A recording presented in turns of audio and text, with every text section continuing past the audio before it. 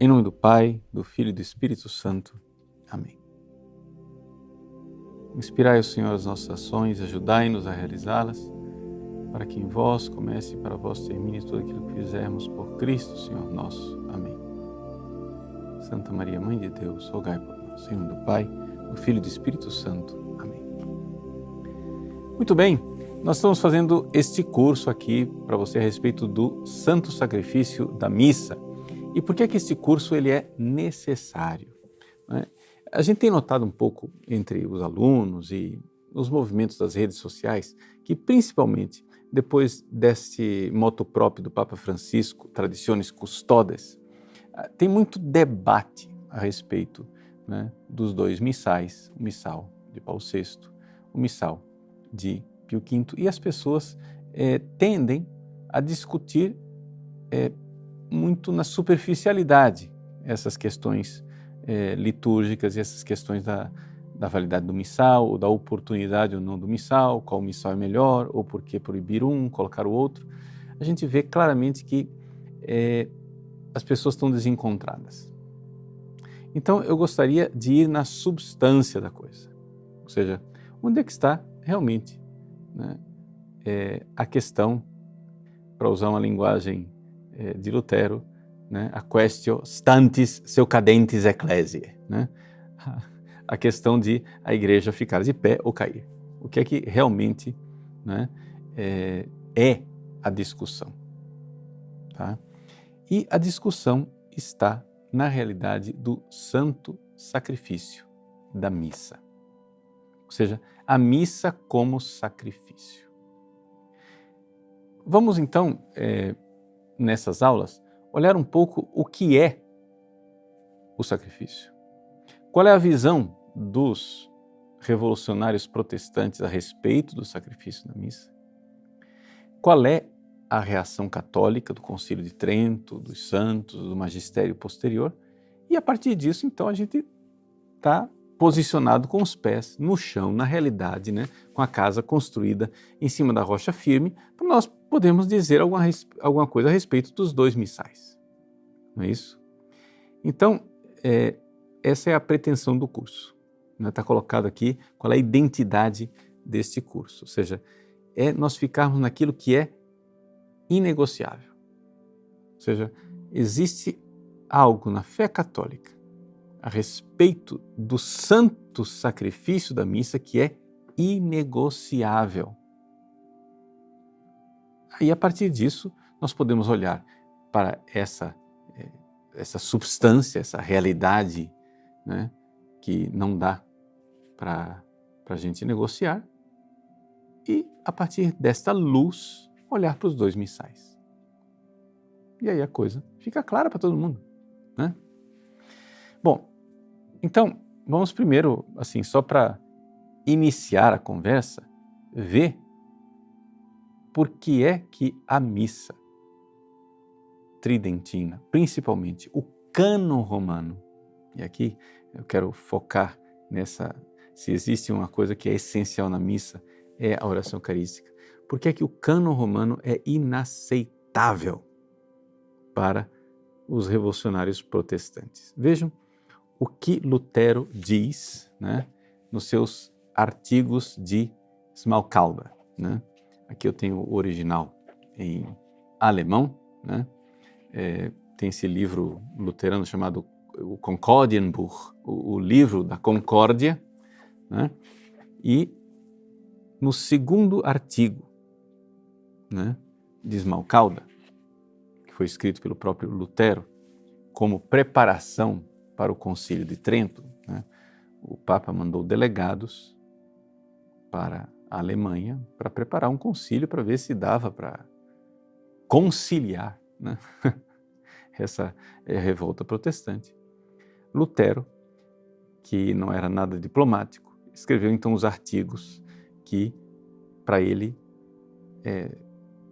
são coisas que não dava. Ele estava aqui dizendo para os príncipes protestantes o que é que não dá para a gente negociar. Então, o primeiro artigo é o artigo da sola fide, né? Somente nós somos salvos, justificados somente pela fé. o problema dos protestantes aqui, só para dizer bem claro, né? Não está o fato de dizer que nós somos justificados pela fé. Os católicos acreditam nisso também. Nós somos, a fé é instrumento, né, de nossa justificação. O problema aqui está no somente. E também no conceito de fé inventado por Lutero, que é um conceito de fé que é confiança subjetiva, né, psicológica, de que eu sou salvo.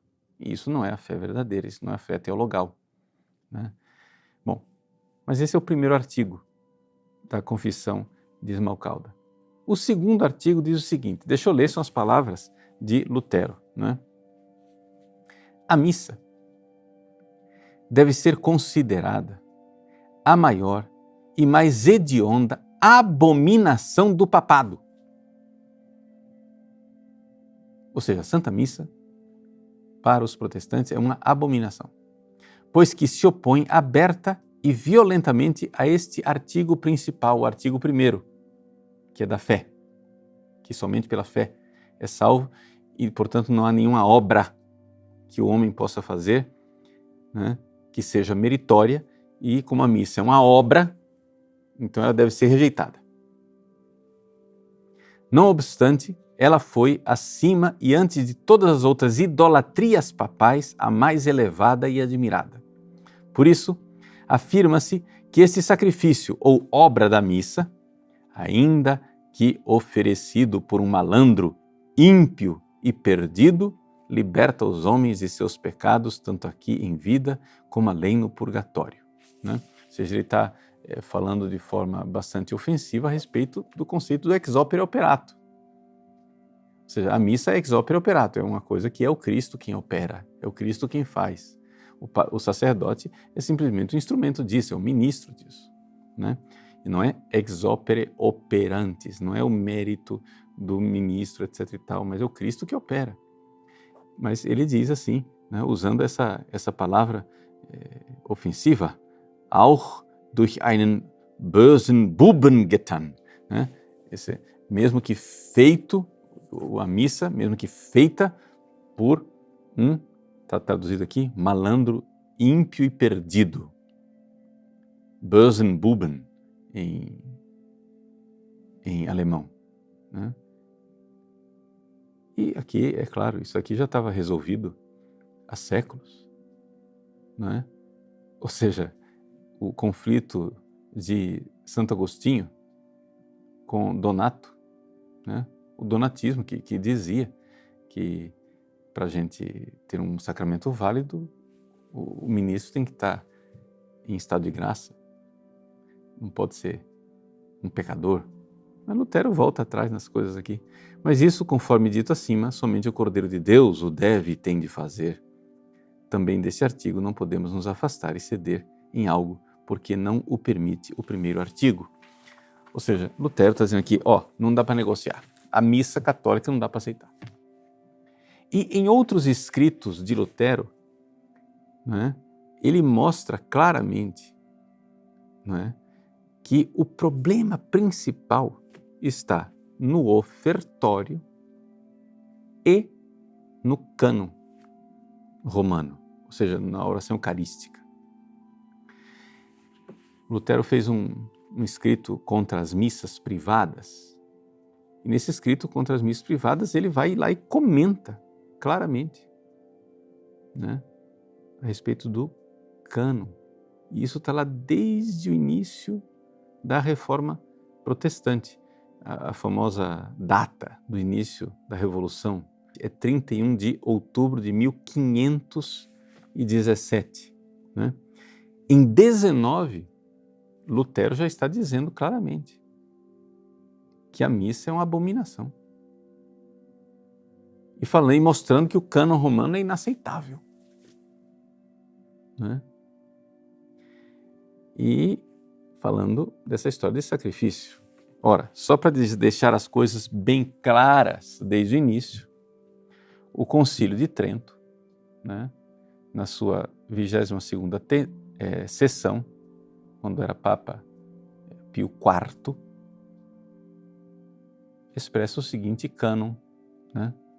São os cânones sobre o sacrifício da missa. Né? Ele diz assim, cânon número 1. Se alguém disser que na missa não se oferece a Deus um sacrifício no sentido verdadeiro e próprio, verum et proprium sacrificium, no latim, ou que o ser oferecido não é mais do que o Cristo ser dado a nós em alimento, seja anátema. Veja só, para Lutero, o que é a missa? A missa é um dom de Deus. Né? É um Gaben. Deus nos dá. Ele faz, inclusive, todo um arrazoado, dizendo, é um testamentum. Se é um testamentum, né, de alguém que está morrendo, Jesus está morrendo lá na última ceia e ele deixa o testamento é alguém que dá alguma coisa para o outro só recebe, o outro não oferece nada. Então não tem cabimento que a missa seja uma oferta do homem para Deus e, portanto, a missa não é sacrifício. Trento está condenando essa ideia, está dizendo assim, dizer que a missa é simplesmente, né, algo que o Cristo que se dá em alimento e nada mais. Seja anátema. Por quê? Porque na missa nós oferecemos algo a Deus.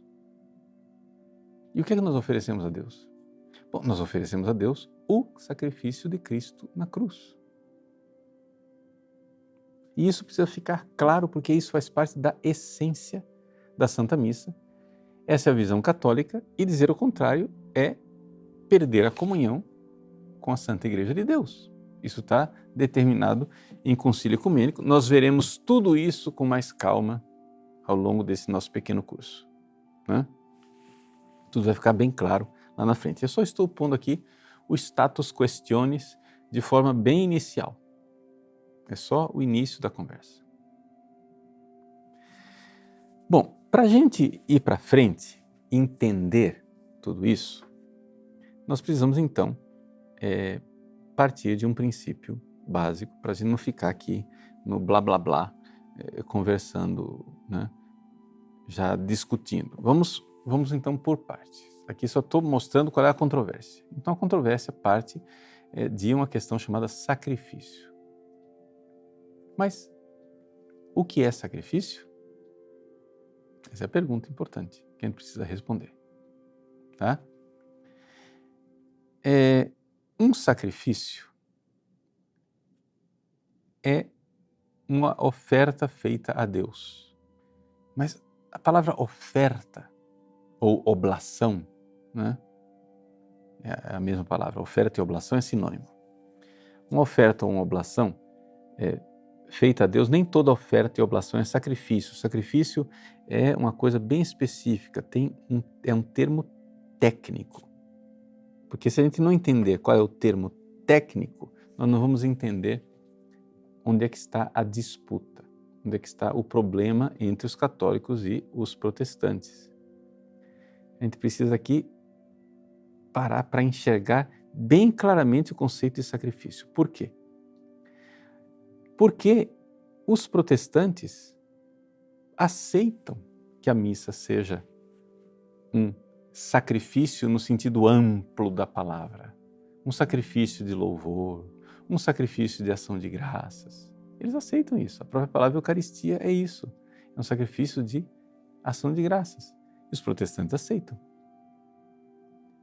Mas eles não aceitam que a missa seja um sacrifício no sentido estrito da palavra, oferecido por um sacerdote no sentido estrito da palavra.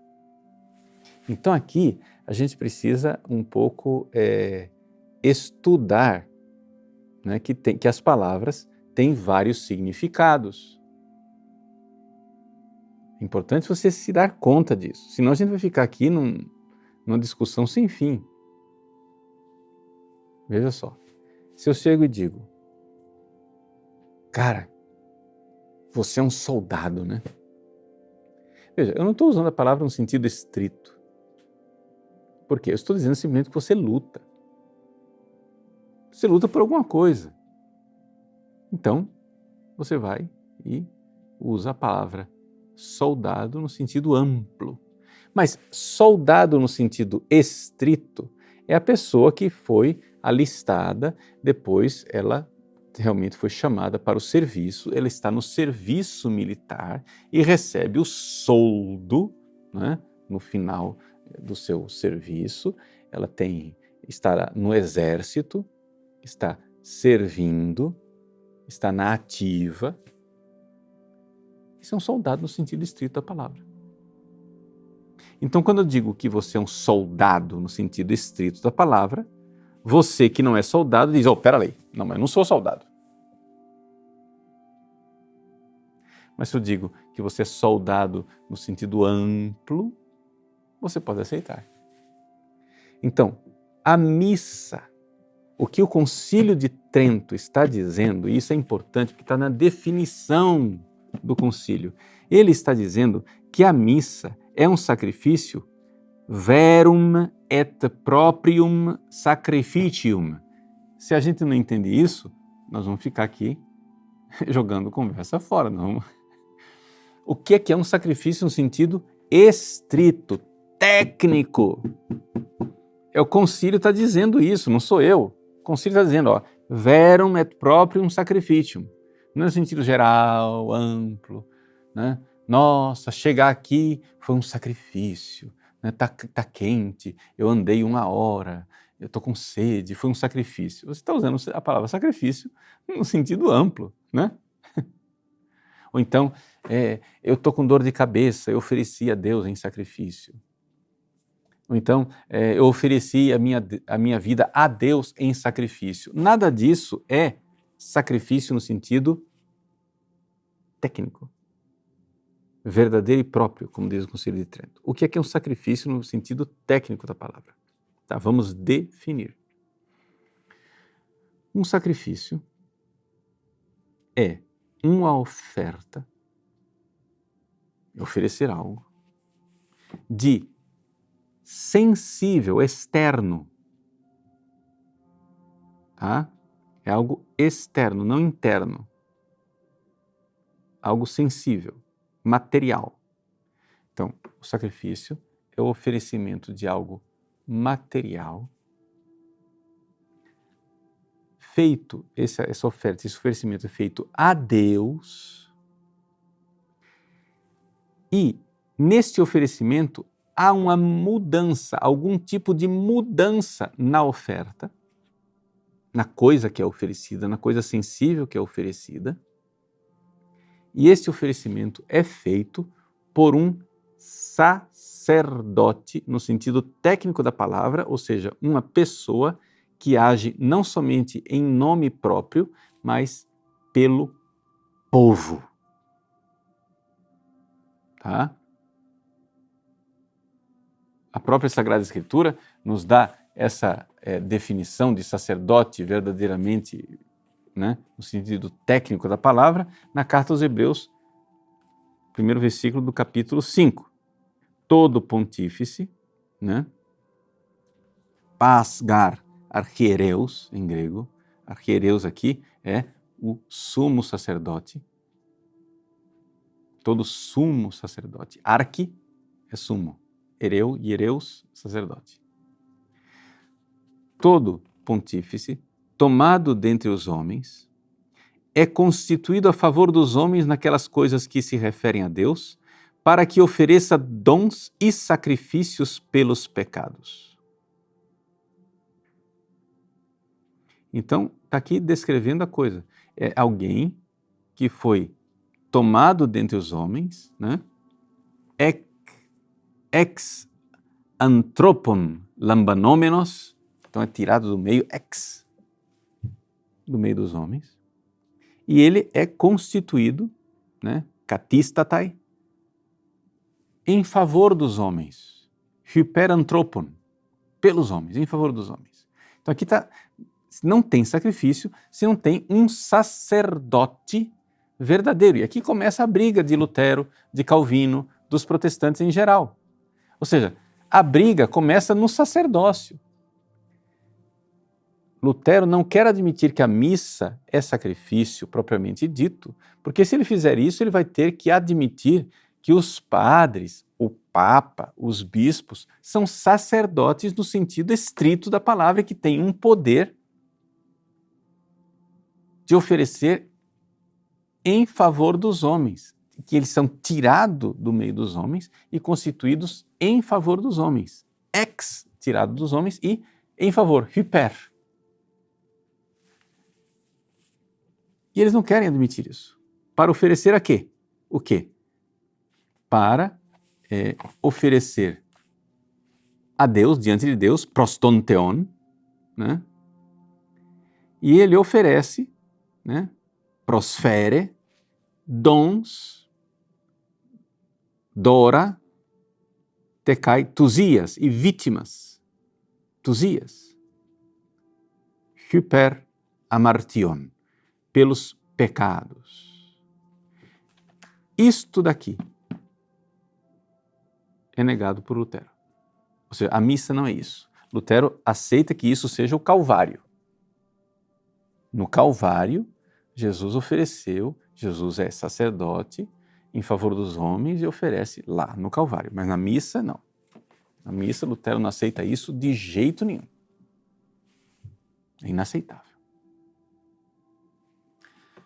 Então, vamos ver o que é essa história de sacrifício. Vamos aprofundar um pouco mais.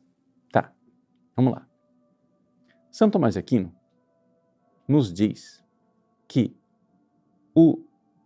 a realidade do sacrifício é uma coisa natural. Ou seja, é algo que está na natureza humana. Para um ser humano ser verdadeiramente um ser humano realizado, ele tem que oferecer sacrifício a Deus. Tá?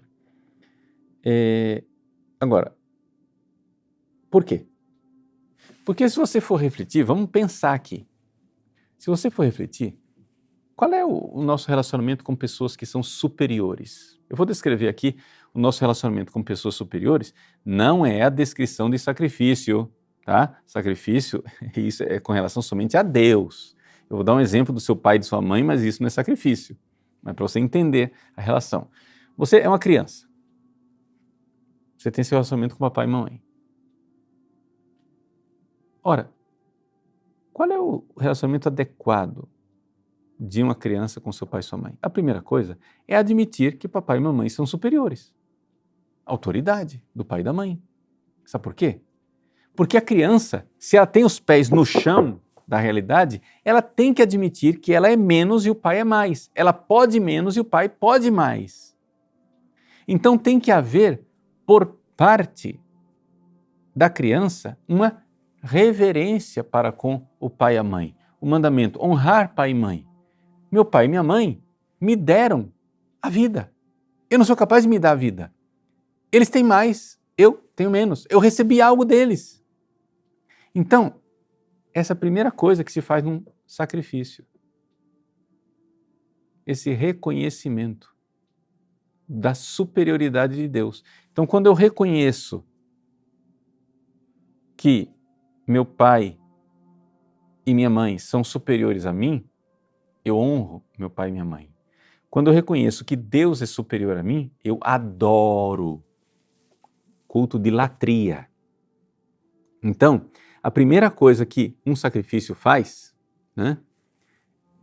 Sacrifício faz é quase uma repetição de ideias, porque sacrum facere é fazer alguma coisa, sacrifício é fazer sempre. O sacrifício, ele adora Deus. Ele reconhece essa... Quando eu, por exemplo, entro na igreja, me prostro diante de Deus em adoração. Né? Eu estou adorando, estou reconhecendo essa superioridade. Então, uma das finalidades do sacrifício é reconhecer isso. E nós temos que reconhecer que isso é uma coisa natural. É a coisa mais óbvia, é justo, como a gente diz no prefácio da missa, é digno, justo, equitativo e salutar. Dignum justum ecum et salutare. É justo que eu adore a Deus. Porque eu tenho que reconhecer que Deus é Deus. Então, é natural que seja assim. Então, vocês têm que entender isso. Por quê? Porque as pessoas ficam com essa história, não, nós somos cristãos, Deus é um Deus de amor, Deus não quer sacrifício. Pela madrugada. Gente, quando a Bíblia fala, né, que Deus não quer sacrifício, ali a Bíblia está falando, está usando a palavra sacrifício no sentido de sacrifício exterior, isento de sacrifício interior. O problema é quando o sacerdote oferece o sacrifício, né,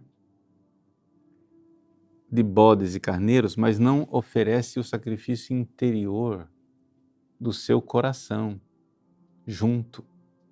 Aí nós estamos num formalismo farisaico, é um farisaísmo, é uma exterioridade. Então é claro que sacrifício é inválido, né? Quando Deus diz assim, misericórdia eu quero e não sacrifício, é que Deus está dizendo assim, ó, eu quero que o coração de vocês ofereçam o sacrifício de misericórdia, ao mesmo tempo que vocês oferecem o sacrifício externo lá. Então não é que Deus não quer sacrifício, sacrifício faz parte da natureza das coisas, é necessário. O sacrifício é do ser das coisas. Então, se Deus é mais, eu adoro. Então, se eu adoro, é necessário que haja um sacrifício de adoração, um sacrifício que expresse a adoração. Segunda coisa, vamos pensar a coisa. Você com seu pai e sua mãe. Se seu pai e sua mãe têm mais e deram coisas para você, deram a vida para você, protegem você, dão a você casa, comida, né, cuidados, educação, carinho, qual é a segunda reação sua? É a natureza das coisas. Gratidão. Ação de graças, é evidente. Ou seja, esse é um relacionamento com duas pessoas de níveis diferentes. Primeiro, eu reconheço a superioridade e honro. Segunda coisa, ao receber as coisas, eu tenho gratidão. Eu agradeço. Então, esta gratidão, ela é importante. Tá? E esta gratidão, aqui, ela faz parte da realidade cristã, sem dúvida nenhuma. É necessário que haja ação de graças, Eucaristia. A palavra Eucaristia quer dizer isso, ação de graças. Esse agradecimento a Deus. Tá? Então, esta ação de graças, ela precisa ser reconhecida. Tudo isso faz parte da natureza das coisas. Terceira coisa que a gente observa no relacionamento de um filho com o pai e a mãe é que exatamente porque o pai tem mais, a mãe tem mais e o filho tem menos, o filho pede coisas para o pai. Né? Ou seja, papai, eu estou precisando disso aqui. Então existe essa coisa impetratória, ou seja, o pedido, intercessão. Papai, por favor, eu preciso disso. Papai, me dá comida. Papai, mamãe, eu estou doente, me dá remédio. Então eu vou e peço. Não é? Então esse pedido, ok? Ele é importante. Essa coisa de pedir. Eu estou gastando esse tempo aqui para você entender que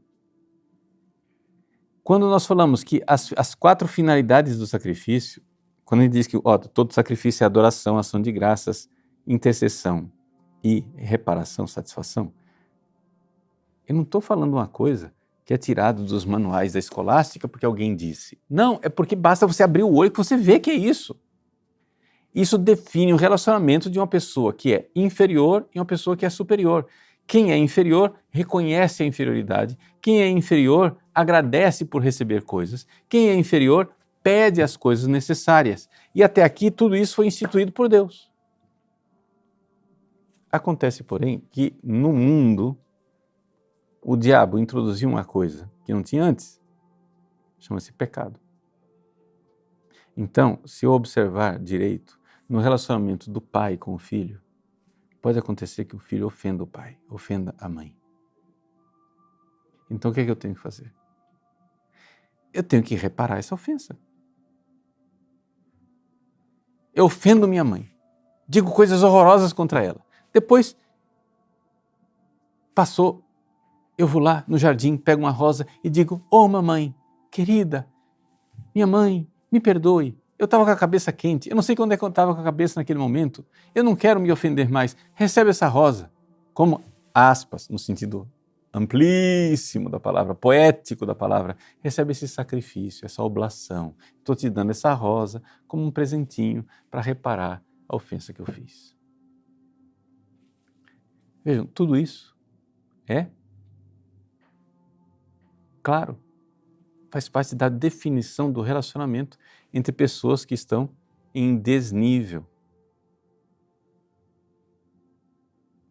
Então, se é assim, é também verdade que nós, seres humanos, precisamos oferecer a Deus um sacrifício. Todo ser humano precisa oferecer a Deus um sacrifício. E esse sacrifício, né, ele precisa ser de adoração, de ação de graças, de impetração, ou seja, pedido, intercessão, e de reparação pelos pecados que nós cometemos. Essas 4 finalidades estão lá dentro da realidade chamada sacrifício. Então, até aqui, eu estou tentando explicar para você que por que é que os sacrifícios são necessários. Porque faz parte da justiça, a virtude da religião, né? É justo, é digno, justo, equitativo e salutar. Tem que ser assim, faz parte da coisa, né? Ou você acha que é normal que o filho despreze o pai e a mãe e não honre? Você acha que é normal que o filho não agradeça nada por ter recebido as coisas do pai e da mãe? Você acha que é normal que o filho, né, não peça nada nunca e se ofendeu, de boa, não tem problema nenhum? Ou seja, se você não enxerga isso, é porque você tem um problema sério, né, na avaliação da realidade. Tá bom? Então essas são as 4 finalidades do sacrifício. Então, vamos lá. Vamos voltar à nossa definição de sacrifício que nós colocamos no início. Agora as coisas vão ficando mais claras para você, né? Por enquanto, não estamos falando de missa ainda. Nós estamos falando de sacrifício. Qual é o conceito de sacrifício? O sacrifício é uma oferta, né? É uma oblação, né? Oferta e oblação é a mesma palavra. Em latim, o verbo, né, é obferre oblatum. É o mesmo verbo. É que um verbo é um verbo irregularíssimo, né? Obfero, oferes tuli latum ferre. Fero e latum. Ofero, eu ofereço. Oblatum, eu ofereci. Está oferecido. Então, oferecer, oblação e oferta é a mesma coisa. E o que é oferta? Né? É trazer diante dos olhos de uma pessoa uma coisa. É um dom, é uma entrega. Né? Eu trago, eu ofereço, eu trago diante, né, de Deus, coloco diante dos olhos dele. Que é aqui o ofertório da missa. O ofertório é quando nós pegamos aqueles dons e trazemos diante de Deus. Colocamos debaixo do seu olhar. O ofertório propriamente dito, no sentido estrito da palavra, acontece durante a oração eucarística, né? Que ali acontece o oferecimento, a entrega. Então, o que é oferecer? Dar algo. Mas, para ser um sacrifício no sentido estrito da palavra, tem que, verdadeiro e próprio, esta coisa oferecida, ela precisa ser sensível. Por exemplo, eu vou rezar. Quando eu rezo, eu estou oferecendo alguma coisa a Deus. Estou oferecendo o meu amor, estou oferecendo a minha vida, por exemplo, quando a gente faz a nossa consagração, né? O Tratado da Verdadeira Devoção de São Luís Maria Grignion de Montfort, ele faz com que a gente faça uma consagração à sabedoria encarnada, Jesus Cristo, através das mãos, né, da bem-aventurada Virgem Maria. O que é aquilo? Aquilo é uma oferta, é uma entrega, é uma oblação, é um sacrifício no sentido amplo. Mas não é sacrifício no sentido estrito, porque sacrifício no sentido estrito tem que ter algo sensível, material. Tem que ter uma vítima visível. Por que isto? Porque nós, seres humanos, somos corpo e alma. Então, uma coisa é, sei lá, o culto prestado pelos anjos. O culto prestado pelos anjos é um sacrifício totalmente espiritual. Agora, o culto prestado pelos seres humanos precisa ser algo de sensível e visível também. Por quê? Porque é pelo visível que nós chegamos às coisas invisíveis. Como que você conhece as coisas? Você não é anjo. Você não tem ciência infusa.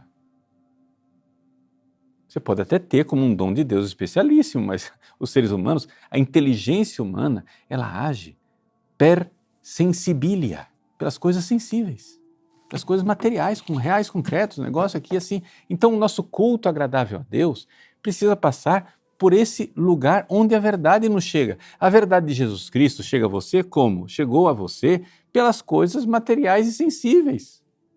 Alguém pregou, o evangelho chegou aí a você, etc e tal. O celular que você está na mão assistindo a aula, o computador que está aí ligado, você assistindo a aula. Isso são coisas sensíveis. Você está chegando ao conhecimento imaterial, espiritual, através de coisas sensíveis. Ora, o nosso culto a Deus, ele precisa passar pelas coisas sensíveis. Claro que você pode oferecer espiritualmente, mas para que você tenha um verdadeiro sacrifício, é necessário que haja algo sensível, real, concreto, fora. Este algo sensível, tá? Ele precisa ser, de alguma forma, modificado para que haja uma entrega. Senão não tem mudança, não tem entrega verdadeira. Né? Aquilo lá tem que mudar. Tem que haver algo concreto que está sendo dado. Então, vamos supor, você vai e oferece a Deus o Cordeiro Pascal. Então, o Cordeiro é oferecido, sacrificado, e você faz parte daquela refeição, você pega aquilo lá para comer também. São sacrifícios pacíficos. Né? O sacrifício pacífico é o sacrifício em que você pega uma parte do animal e come. Está fazendo uma espécie de refeição com Deus. Né? Uma ceia com Deus. É o sacrifício pacífico. Mas houve uma mudança da coisa oferecida, ou seja, o animal morreu. Né?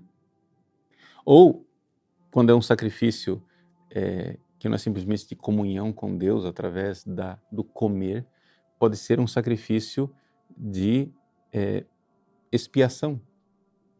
Bom, sacrifício de expiação, você não pega um animal e come, você simplesmente pega aquele animal e destrói. Não é isso? E não precisa nem ser um animal puro, pode ser um bode, como o bode expiatório. Você joga os pecados em cima do bode e manda para o deserto para o bode morrer. Mas está sendo um sacrifício, ou seja, o bode tem que morrer. Né? Aquilo lá é uma expiação do pecado. Ou então quando você vai fazer um sacrifício de entrega total a Deus, é o chamado holocausto, em que você pega a vítima e queima toda inteira, e ela é destruída toda inteira, com entrega total, é o holocausto. Então, há vários tipos de sacrifício, conforme se queira enfatizar uma das finalidades que a gente colocou, né? As finalidades do sacrifício. Então, você pega no Antigo Testamento, tem isso aí, mas tem que ser sempre uma coisa em que algo de sensível é modificado. A gente vê hoje, é evidente que esses sacrifícios de animais foram abolidos, né? Isso tinha no Antigo Testamento, no Templo de Jerusalém, agora não tem mais. Mas a gente vê ainda na sociedade brasileira, isso existe ainda, por exemplo, no candomblé, né? No candomblé, eles pegam animais e sacrificam. Então tem lá um, aspas, sacerdote, né, para usar a categoria sociológica de sacerdote, tem um sacerdote que é o pai de santo, a mãe de santo, que vai e oferece um sacrifício, que tecnicamente a candomblé chama aquilo de ebó, popularmente chamado de despacho. Mas o que é o despacho? É um sacrifício, em que você oferece uma vítima. É o frango que você oferece, né? Que é imolado a vítima. Ou então, por exemplo, quando você oferece sacrifícios líquidos, que é chamado de libação, né?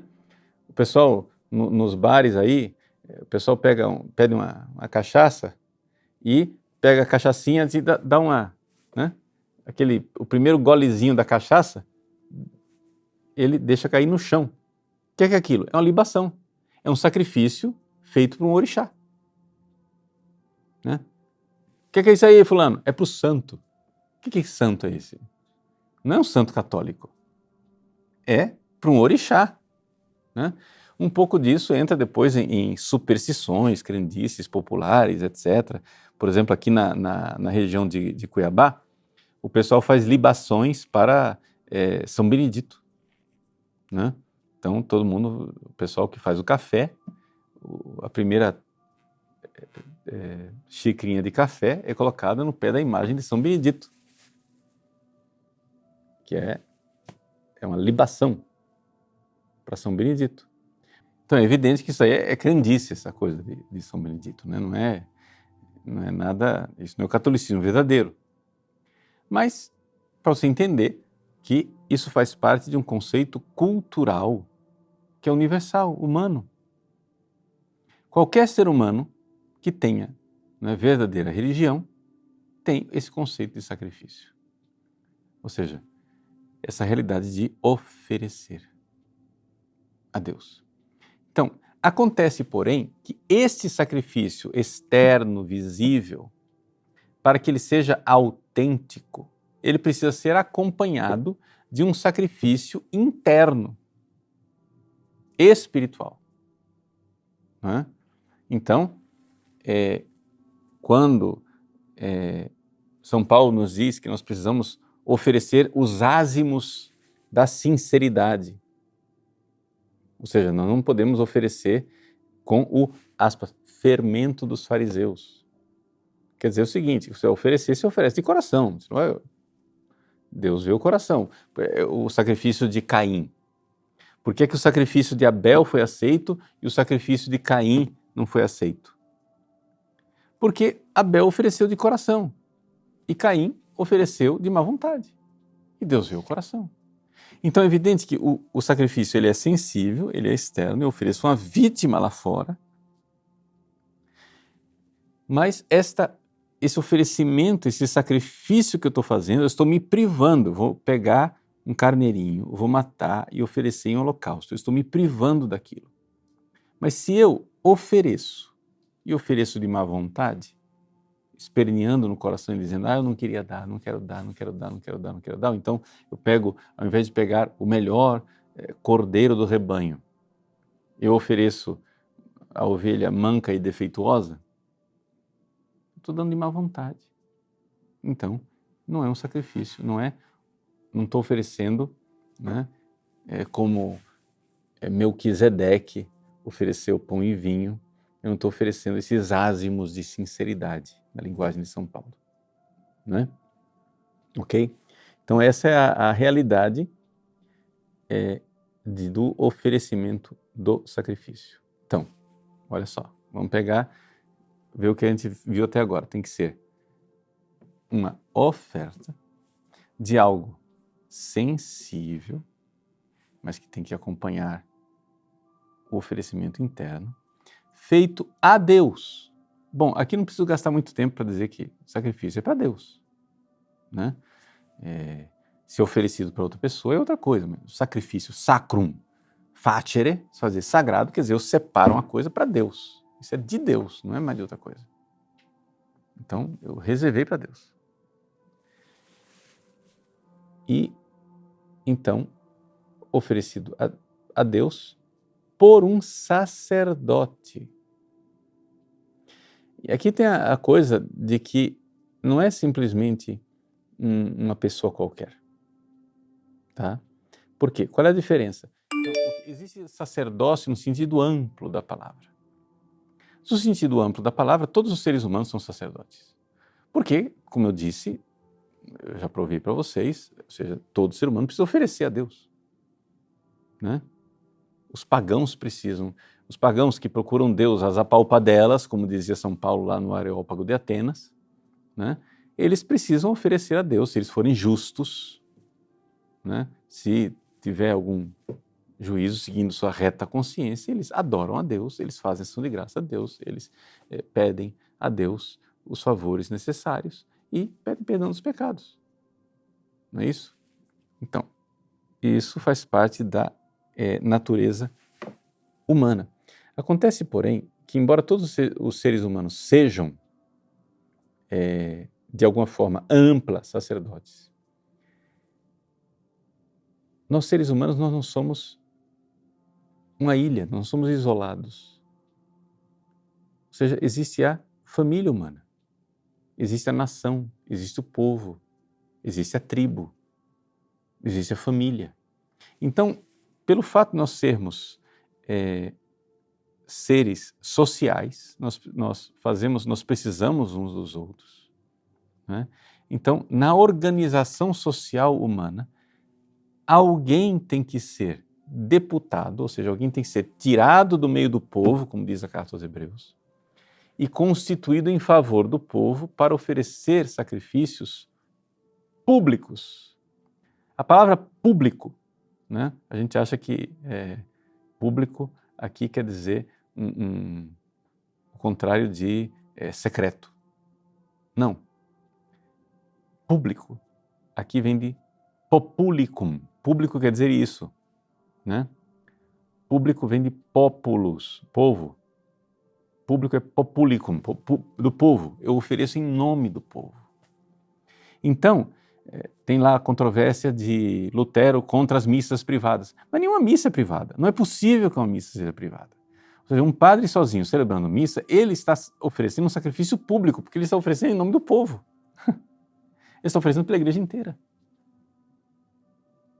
Né? Então, público quer dizer isso, não quer dizer que eu estou na praça pública. Quer dizer simplesmente que eu estou oferecendo em nome de todo o corpo de Cristo. Então, para isto, no sentido específico da palavra sacrifício, verdadeiro e próprio, é necessário que haja um sacerdote delegado para isso. Ora, o verdadeiro e único e eterno sacerdote é Jesus Cristo. E foi ele que, propter nos homines et propter nostrum salutem, por nós, seres humanos, e pela nossa salvação, desceu do céu. Né? Etiam pro nobis, também por nós, padeceu sob Pôncio Pilatos. Então ele, ou seja, Deus, vendo que o ser humano não estava dando conta, Deus se encarna, ou seja, Deus criou para si um corpo e uma alma, portanto, aspas, se fez homem, continuou sendo Deus, mas criou intimamente, em união hipostática intimíssima, uma natureza humana, que é sua própria. E aquele homem, Jesus, recebe de Deus a missão de oferecer o sacrifício em nome do povo. ou seja, de todos nós. Então Jesus, por nós, hyperimon em grego, por nós, ele vem e se oferece no Calvário. No Calvário, ele é o sacerdote. No Calvário, ele é a vítima, ele é a thusia, a vítima, quer dizer que é ele quem, tendo um corpo, oferece algo sensível, esse corpo é mudado, porque ele morre, né? E oferece com essas 4 finalidades de adoração, ação de graças, impetração e satisfação a Deus por nós. E esse sacrifício, ele é suficientíssimo para a salvação de todos nós. Não é? Acontece, porém, que este sacerdote, ele, na última ceia, quis que outros fossem instrumentos do seu sacerdócio, do seu único sacerdócio. Instrumento de uma pessoa chama-se, quem é pessoa e instrumento de outra pessoa chama-se ministro. Então, sacerdotes ministros, pessoas que receberam o mandato dele. Jesus diz para os apóstolos, Nossa Senhora não estava lá, Maria Madalena não estava lá os 12 apóstolos, fazei isto. Ao dizer, né, fazei isto, hoc facite in meam commemorationem,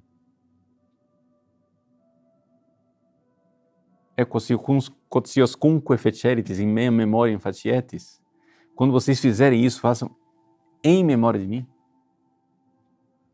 Isso é um mandato. Então Jesus está deputando, está dizendo a estes homens que receberam este poder, que façam isso, para que este único sacrifício que ele realiza no Calvário seja atualizado. A palavra não é repetido, é atualizado, é renovado, de forma incruenta e sacramental na missa. Calma, estamos colocando o carro na frente dos bois, nós vamos ver isso com mais calma mais tarde. Mas eu quero que vocês entendam aqui que Lutero aceita que existe um sacerdócio comum dos fiéis, o sacerdócio batismal. Só que não é sacerdócio no sentido estrito da palavra. O sacerdócio no sentido estrito da palavra, você tem que agir em nome do povo. Você tem que ter um mandato para agir em nome no lugar do povo. Então não há sacrifício estrito. Então é por isso que aqui está toda a controvérsia.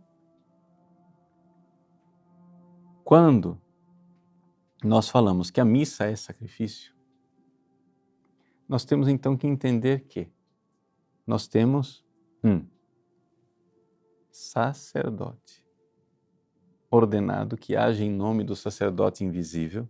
Ele é um instrumento visível, ministro, de um sacerdote invisível que oferece um sacrifício cruento na cruz, há 2000 anos atrás, incruento no altar, atualizado através da consagração do pão e do vinho, e ali existe o sacrifício da cruz, renovado, em que é o mesmo sacerdote, é a mesma vítima, só a forma de oferecimento é que é diferente. E aqui está o centro da controvérsia.